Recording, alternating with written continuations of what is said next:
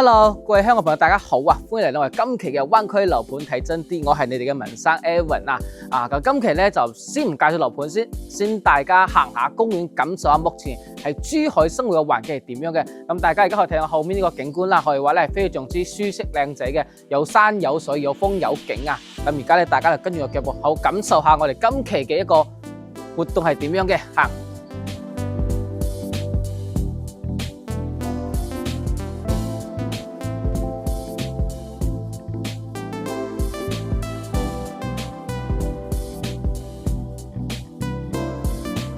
咁平日嘅時候咧，講真啦係假期啊，落下樓下去啲公園散下步，吹下風睇下景，哇！講真心情都舒適好多嘅啊！咁呢度咧係位於我哋珠海唐家灣嘅公園，叫中山公園。咁呢度咧就係為咗紀念我哋國父孫中山先生而起嘅一個公園嚟嘅。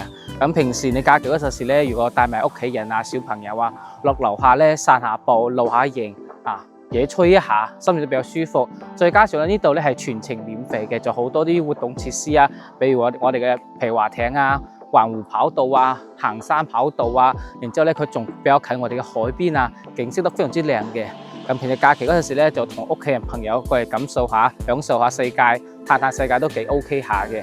嗱，咁後面呢度咧就係你嘅屋苑嚟㗎啦，行條馬路過嚟咧就有咁靚嘅一個公園。咁平時假期咧落樓下散下步、散下心、吹吹風睇下環境，心情都靚仔好多。咁呢度咧係非常適合我哋香港街坊喺呢度退休、旅遊、度假、自住用嘅。咁而家咧就正式開始睇片啦。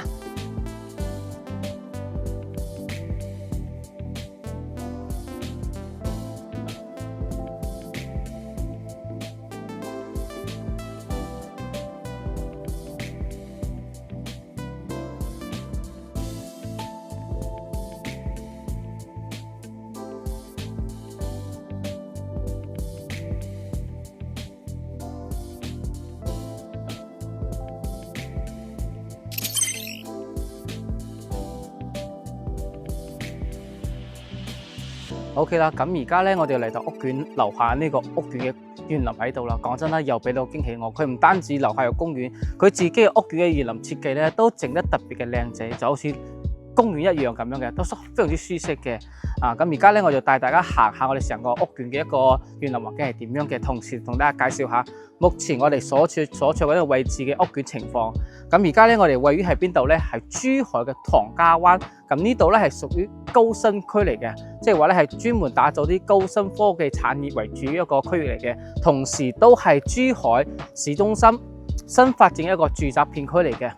仲有一點咧，同大家講咩咧？呢邊咧唔單止係高新科技產業區，同時咧都係名校聚集地嚟嘅。咁呢度咧由我哋珠海嘅6大高校咧，全部集中喺呢個片區嘅，有我哋嘅中山大學啦，我哋嘅北京師大啦、北京大學啦，甚至我哋香港嘅浸會聯合大學呢度都有賣嘅。其實講真啦，呢度係話咧係人才匯集喺呢度噶啦。咁其實咧好多時候咧啲讀書啲高校啲學生啊，佢哋畢業咗之後咧，其實咧大多數咧都有2種選擇嘅。第一係點樣咧？就係畢咗業之後咧就翻鄉下，翻鄉下去發展嘅。咁第二種選擇係好多啲學生咧就畢咗業之後咧，會選擇喺當地呢邊就業揾嘢做嘅。咁如果喺呢個長期工作嘅情況之下，咁咧佢哋對於住房咧就有需求嘅。咁啱開頭咧，可能更多咧同啲朋友一齊合租為主，就租屋住嘅。咁後期咧賺咗錢或者結婚啊、生仔之後咧，就肯定會買樓喺呢個定居嘅。所以說明咧，其實喺高新區呢邊咧，其實買嚟住嘅情況之下咧，甚至你後期投資出租咧都非常之適合嘅。非常之適合嘅。咁而家咧園林咧，我哋行得差唔多啦。咁再咧仲有好大嘅驚喜俾大家咩咧？就係呢度嘅示範單位，佢嘅景色咧個景點啊，個景觀係非常之靚嘅。相信你睇咗之後，你都會特別震撼嘅。咁而家咧我哋上去睇睇。各位家朋友，咁而家咧我哋嚟到示範單位呢邊啦。咁而家咧有個好大驚喜，相信你睇咗之後，你會哇一聲嘅。咁大家跟住我鏡頭過嚟啦。哇！各位朋友睇到嘛？哇！呢個完全冇遮擋嘅個珊瑚海景啊！下面仲啱先我哋上嚟嘅中山公園，咁出到去嗰邊咧就係我哋嘅海邊噶啦，有山有湖有海。就講真啦，呢個景觀我唔知係香港值幾多錢啊，但係咧我又覺得呢個景咧肯定係超值錢嘅。再加上有個咁長嘅一個露台喺度啊，咁長喺度。雖然咧而家落咗少少雨，但係咧我講真啦。落雨配埋咁樣嘅景觀，講真啦，會有特別嗰種 feel。我唔知你可唔可以 feel 到嗰種感覺啊？總之個感覺就好舒適、好舒服嘅感覺噶啦。係啊，同時咧呢邊仲整埋一個我哋呢個台仔喺度啊。平時咧諗下坐喺呢度，擺埋張台喺度飲下茶，睇下世界，睇下啲風景，哇！成個心情都靚仔好多嘅，靚仔好多嘅。咁而家咧我睇翻啲房嘅，我哋聽下啲房係點樣嘅。咁首先咧呢個咧係一個大積單位嚟嘅，係142平方嘅大4房嘅。咁正常嘅情況之下，佢入門呢度咧，其實呢度咧係一間房嚟嘅。咁咧佢咧呢邊咧就將成間房咧個牆咧就剝咗佢嘅，將廳連起就做咗大橫廳嘅個設計㗎啦。講真話咁大個廳，講真喺呢邊散下步都可以嘆下世界㗎啦，好舒適嘅。咁入嚟呢邊咧，我哋鞋櫃咧又正常做埋 OK，做埋鞋櫃嘅。咁咧呢個飯廳咧都特別咁大，特別咁大，佢做咗個細圓台喺度嘅。咁目前咧係滿足6個喺度食飯嘅。咁如果你有自己需要嘅情況之下，我覺得係呢個位置咧可以做個茶櫃或者酒櫃喺度嘅。咁台你覺得屋企主人多嘅情況之下，可以將張台咧換大佢，做成8人到10人嘅圓台都 OK 嘅。咁後面咧呢邊咧就係我哋嘅比較大一個超大嘅廚房噶啦。呢個廚房真係講真，3、4個人一齊喺度煮餸係完全冇問題。預留咗雙開門嘅冰箱。咁而家睇到呢邊全部都係交付標準，全部整好晒俾你噶啦，睇到即鎖得噶啦，有即鎖得噶啦。咁而家咧我睇翻啲房，我覺得咧咁大嘅單位啲房肯定係唔細嘅，相信咧俾你係感覺非常之 OK 噶啦。哇，真係大房，呢個係客房嚟嘅喎。話比正常嘅一啲差唔多3房單位啲套間啲主卧仲大添啊！呢度預留咗做衣櫃嘅位置。咁講真，呢間床擺細咗，如果係我嘅咧，我會擺個1.8米嘅床做3邊落牆位。咁呢度咧預留咗飄台位置，咁咧可以睇我哋城市嘅一個園林景同埋夜景喺度噶啦。影喺度嘅咧。咁而家我再睇翻另一間房係點樣嘅。真係睇得好震撼啊！呢個大單位我自己感覺得非常之舒服。先睇呢邊，呢度咧係另一間嘅客房。佢呢邊咧一樣咧，連續我哋嘅一個工位喺度嘅。呢個工位都做得好大，嗰個洗漱台呢邊做得好闊好大。咁呢邊咧就我哋乾濕分離嘅一個淋浴房、洗手間。關鍵咧佢呢邊咧呢個窗咧一樣咧可以睇到我哋個中山公園下面啲景觀嘅。有時候諗下喺呢度沖涼，時不時望下出面啲景觀，沖涼嘅心情都靚好多㗎，心情靚好多嘅。咁睇翻間房啦，間房咧可能比啱先間房細少少，但係咧我覺得係完全足夠晒㗎啦。3邊嘅落牆位，1.5米嘅床，預留咗我哋嘅衣櫃喺度嘅。最關鍵咧係呢個景咧係好靚仔㗎啦。飄台呢邊平時咧翻嚟屋企嗰陣時咧坐喺呢度睇下書，玩下手機，睇下出面啲景觀。講真啦，嗰種 feel 嗰個感覺我唔知你哋 feel 唔 feel 到各位朋友最後咧我睇翻我哋呢個套房係點樣嘅。套房應該都好大噶啦，哇！真係有驚喜喎，好大間房呢邊做咗我哋嘅衣櫃喺度啦。咁呢間房真係好大好闊綽噶，1.8米嘅床，兩邊床頭櫃，3邊落腳位，預留咗我哋一個飄台位。咁咧睇到我哋下面嘅一個園林景同埋遠啲嘅一個城市景觀啦。城市景觀。咁最後咧我睇翻個洗手間係點樣嘅。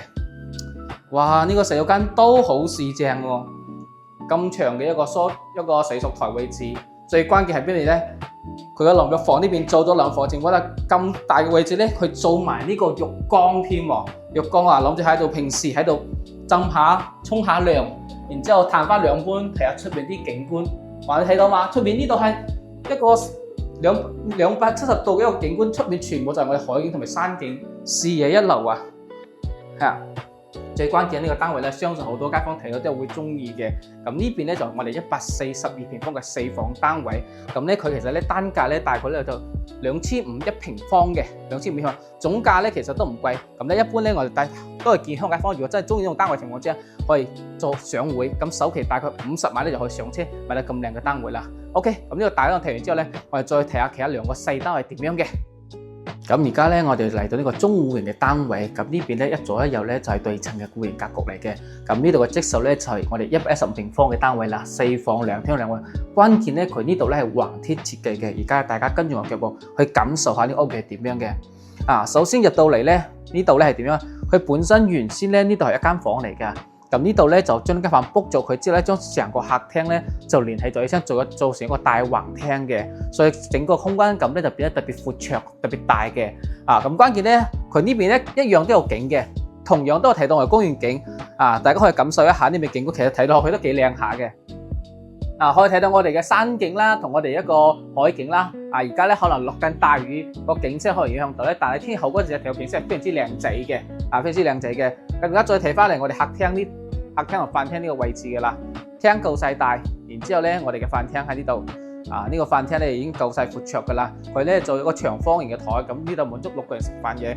如果屋企人多嘅情況之下咧，可以換成個圓台。咁呢度咧佢又做咗個酒櫃嘅，咁比較中意飲酒香港街坊咧，可以專門定製個酒櫃，平時放翻自己中意飲嘅酒茶葉等等都 OK 嘅。同時咧後邊度咧就接連住我嘅廚房嘅。呢個廚房咧就有個 L 型嘅大廚房，預留咗個大嘅一個雙開門嘅冰箱位。咁而家我哋睇到呢啲全部都係我哋交付標準嚟嘅。除咗可以移動嗰啲會唔會貴嘅其實全部都可以交付晒俾你用噶啦，非常之 OK 嘅，夠晒闊綽噶啦，好大啲噶啦，好大噶啦。咁而家咧我哋睇翻而家目前啲房係點樣噶啦，睇啲房點樣噶啦。咁首先咧過嚟咧，我睇到我哋細地嘅呢個一個客房嘅。咁呢度咧就連住我哋工位一齊連起身嘅。咁廁所呢邊咧係做咗乾濕分離噶啦，乾濕分離嘅。咁基本滿晒噶啦，呢個企缸位已經預留晒足夠位置沖涼。咁平時咧呢度有個露台嘅，呢個露台咧平時放啲洗漱用品放喺呢度咧都方便。咁沖涼嗰陣時咧，如果唔想企住咧坐住沖都 OK 嘅，最終 OK 嘅。咁呢間房咧就係我哋一間細房噶啦。可以話咧呢間房其實都唔算細噶啦，夠細大嘅，可以做我哋嘅細路仔房啦，或者做客房都 OK 嘅。咁佢呢邊咧就做成個榻榻米嘅。咁正常咧可以放個尾5個床，咁呢邊預留做我哋嘅衣櫃，完全冇問題。咁呢邊再放個我哋嘅書台都 OK 嘅，夠晒大噶啦，好闊綽嘅一個空間喺度。咁另一間大房咧就更加大少少噶啦，呢度咧就另一間大房一樣。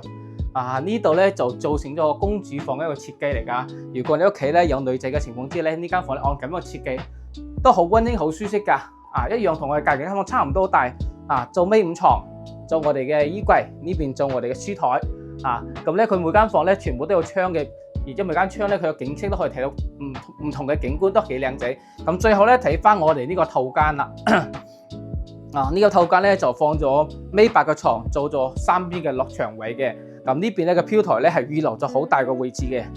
關鍵大家睇到嘛？雖然而家落緊雨，但出邊咧可以睇我成個唐瓜灣嘅城市景。咁下面仲有我哋部分一個圓形景都可以睇得到嘅。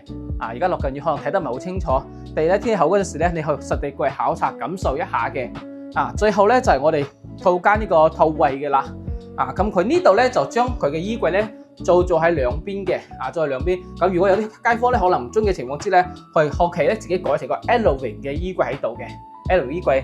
咁呢邊咧佢個主臥套間已經夠晒大嘅空間。平時嘅洗漱沖涼係完全冇問題嘅。